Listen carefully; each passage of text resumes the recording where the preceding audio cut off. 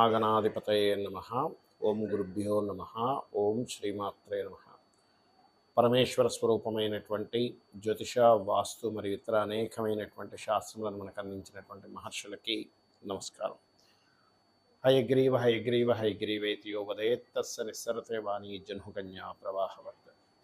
అరుణాం కరుణాతరంగితాక్షీం ధృతపాశాంకుశపుష్పబాణచాపాం అనిమాదిభిరావృతాం మయూకైః అహమిత్యేవ విభావయే భవానీ. శ్రీమాత్రే నమః.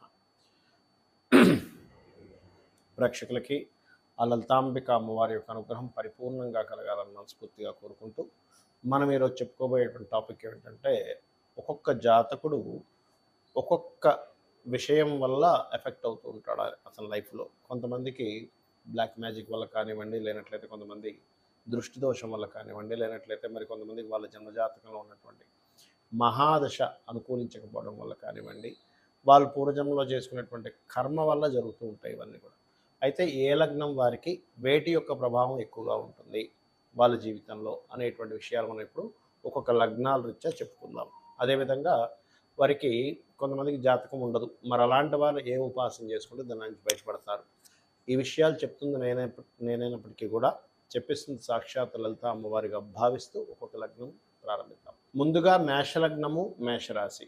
మీకు ఏ ఏ రూపాల్లో మీకు ఎక్కువగా ఇబ్బంది వస్తుంది, అసలు ఏ గ్రహాన్ని చూసుకోవాలి? మీకు పూర్వజన్మ కర్మ అనేటువంటిది బుధగ్రహం ద్వారానే మీకు కనెక్ట్ అవుతుంది. బుధ శని రెండు గ్రహాలు మీకు పూర్వజన్మ కర్మను రూల్ చేసేవి అవుతాయి. అందుకే నేను చాలాసార్లు చెప్తూ వస్తున్నాను ఏంటంటే, మీరు ఎవరికైనా అప్పులు ఇవ్వడము, అందులో ముఖ్యంగా బిజినెస్లో అప్పు తీసుకొచ్చి పెట్టడము, లేదా బిజినెస్ పీపుల్కి అప్పులు ఇవ్వడం ద్వారా మీరు ఇరుక్కుంటారు.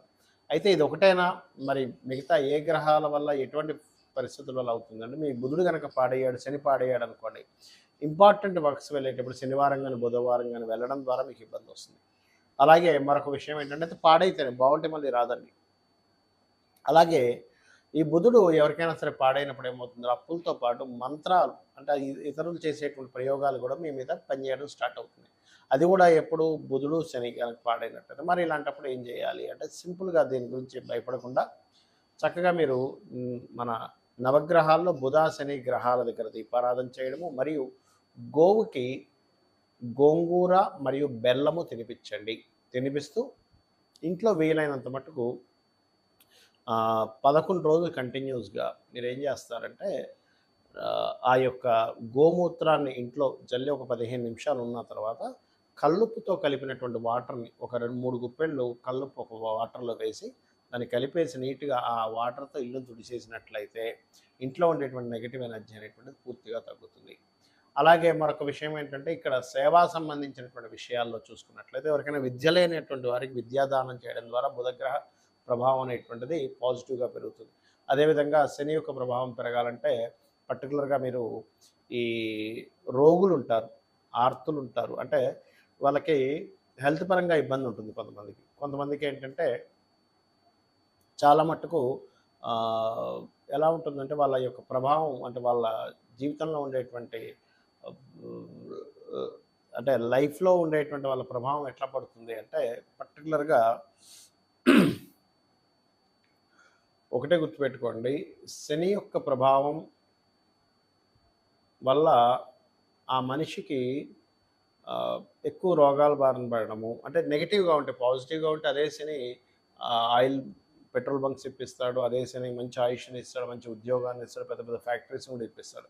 అంటే కర్మకారకుడు శని కనుక పాడైనట్లయితే వాళ్ళకి ఏమవుతుందంటే ఎక్కువ హెల్త్ ఇష్యూస్ ఎదుర్కోవడం కానివ్వండి, అదేవిధంగా ఇంట్లో పెద్దవాళ్ళతో ఇబ్బంది రావడం, ఇట్లాంటివన్నీ జరుగుతుంటాయి. అలాంటప్పుడు ఏంటంటే ఇంట్లో పెద్దవాళ్ళని ఎక్కువ గౌరవించడం, ఏజ్డ్ పర్సన్స్ని ఎక్కువ గౌరవించడం, హాస్పిటల్స్కి వెళ్ళి రోగులకి ఏదైనా మీరు పళ్ళు అలాంటివి పంచడం, ఇట్లాంటివి చేయడం ద్వారా కూడా మీకు దాని ప్రభావం అనేటువంటి తగ్గుతుంది, మీరు సంతోషంగా ఉండగలుగుతారు. కొంతమందికి లగ్నం కానీ నక్షత్రం కానీ రాశి కానీ తెలియదు. మరి అలాంటి వాళ్ళు ఏం చేయాలి అంటే, వాళ్ళ జన్మజాతకంలో ఎప్పుడైనా ఒకటే గుర్తుపెట్టుకోండి, రుణాల బాధలు, శత్రు బాధలు, అదేవిధంగా రోగ బాధలు, అంటే రుణరోగ శత్రు బాధలు, ఈ 3 బాధల నుంచే ఫస్ట్ మొట్టమొదటిగా విముక్తి పొందుదామని చూస్తూ ఉంటారు ప్రతి జీవి కూడా. అయితే ఈ యొక్క అంశం అనేటువంటి ప్రతి జీవికి ఉంటుంది, మనుషుడికి మాత్రమే కాదు. మరి ఈ జాతకం తెలియనప్పుడు ఏం చేయాలి అంటే, సూర్య ఆరాధన అన్నిటికంటే ముఖ్యమైనటువంటి సూర్య ఆరాధన చేయండి. రెండవది ఏంటంటే మీకు ఇష్టదైవం ఎవరైనా ఉంటారు. అంటే శివుడు కావచ్చు, నారాయణుడు కావచ్చు, అమ్మవారు కావచ్చు, ఎవరైనా కావచ్చు గుర్తుపెట్టుకోండి. ఒకటే వాళ్ళ యొక్క నామస్మరణ తీసుకొని వాళ్ళ మంత్ర సాధన చేస్తూ ఉండండి రెగ్యులర్‌గా. అంటే వారి యొక్క నామాన్ని తీసుకొని ఓం నమో నారాయణాయ, విష్ణువుని గనక మీరు ఇష్టపడుతూ ఉన్నట్లయితే, లేదంటే ఓం నమః శివాయ, ఓం శ్రీమాత్రే నమః, లేదా ఓం స్కందాయ నమః, ఓం మహాగణాధిపతయే నమః. అంటే మీ ఇష్టదైవాన్ని ఏదైనా తీసుకొని దానికి ముందు ఓము లాస్ట్‌లో నమః కలుపుకొని చేసుకోండి రోజు.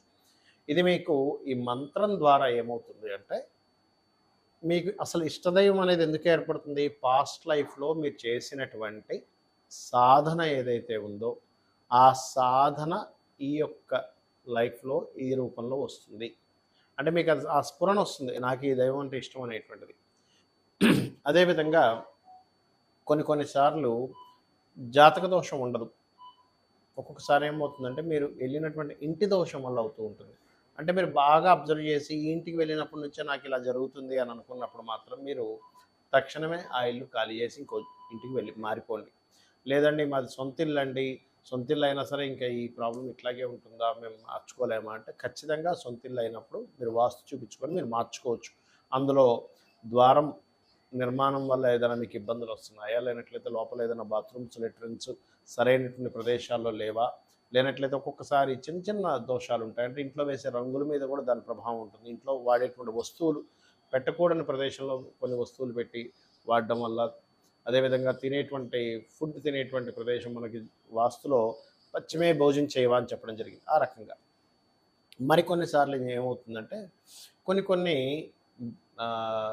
నెగటివ్ ఎనర్జీస్ మనకు తెలియకుండా మనం వాటిని కనెక్ట్ అవుతూ ఉంటాం. అంటే అలాగా ఎవరో మంత్రించినటువంటి కొన్ని పదార్థాలని రోడ్ల మీద వేయడమో ఇట్లాంటివి చేస్తూ ఉంటారు. అలాంటప్పుడు వాటి యొక్క నెగటివ్ ఎనర్జీ ప్రభావం పడడం కానీ, లేనట్లయితే ఒక్కోసారి పితృదేవతలకి చేసుకోకపోవడం వల్ల, అంటే మీ యొక్క పూర్వీకులకి చేయవలసినటువంటిది ఏదైనా చేయకపోయినా కూడా వాళ్ళ యొక్క ఆత్మ సరైనటువంటి దీంట్లో అంటే వాళ్ళ సోల్స్ బాధపడుతుండడం వల్ల అది ఫ్యామిలీస్ మీద ఉంటుంది. అలాంటప్పుడు మీకు కొంతమందికి ఎలా ఉంటుందంటే చేయాలని ఉంటుంది వాళ్ళకి, కానీ వాళ్ళ మరణించినటువంటి తేదీలు కానీ లేనట్లయితే తిథులు కానీ తెలియవు. అలాంటప్పుడు తేదీ తెలిస్తే మనకి సిస్టంలో కొడితే ఏ తేదీ ఏ నక్షత్రం ఏ తేదీ నాడు జన్మించారు అనేది తెలుస్తుంది. అలా కూడా తెలియనటువంటి వారు కనీసం అమావాస్య నాడు వారి పేరు మీద స్వయం పాకం ఇవ్వండి, గుర్తుపెట్టుకోండి. అలాగే మరొక విషయం ఏంటంటే ఇక్కడ చూసుకున్నట్లయితే ఈ మరి కొంతమందికి ఎవరో ఏదో చేశారు అనేటువంటి ఒక అపోహ కానివ్వండి, ఒక్కొక్కసారి ఊహించుకుంటారు ఎవరో మాకేదో బ్లాక్ మ్యాజిక్ చేశారు, మా చుట్టాల్లో ఎవరో మా మీద ఏదో ప్రయోగం చేశారు. 99% ఆఫ్ కేసెస్లో అసలు అట్లాంటివి జరగవు.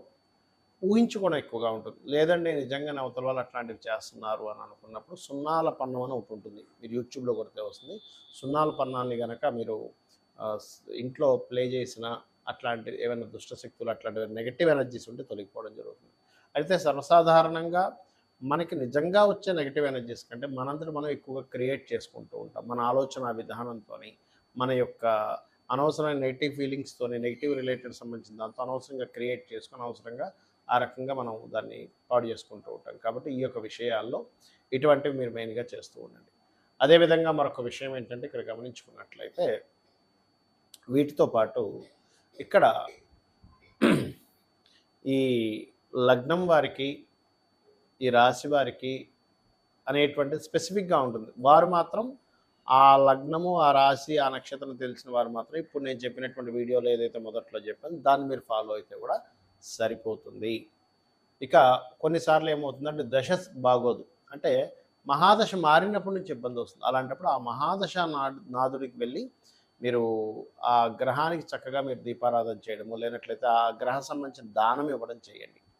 గోశాలకు రెగ్యులర్గా వెళ్తుంటే కూడా మీకు ఉండేటువంటి పూర్వజన్మ కర్మ అనేటువంటిది తొలగుతుంది. గోశాలకు వెళ్ళి ప్రధానంగా మీరు బెల్లం గోవులకు తినిపించడము, అదేవిధంగా ఎక్కువ అప్పులు ఉన్నటువంటి వారు గోవుకు తినిపించి ఓం అపర్ణాయ నమః అనేటువంటి మంత్రాన్ని గోశాలలో కనీసం ఒక 40 నిమిషాల నుండి కనుక చేస్తున్నట్లయితే త్వరగా మీ అప్పులు తీరేటువంటి ఛాన్సెస్ ఎక్కువగా పెరుగుతాయి.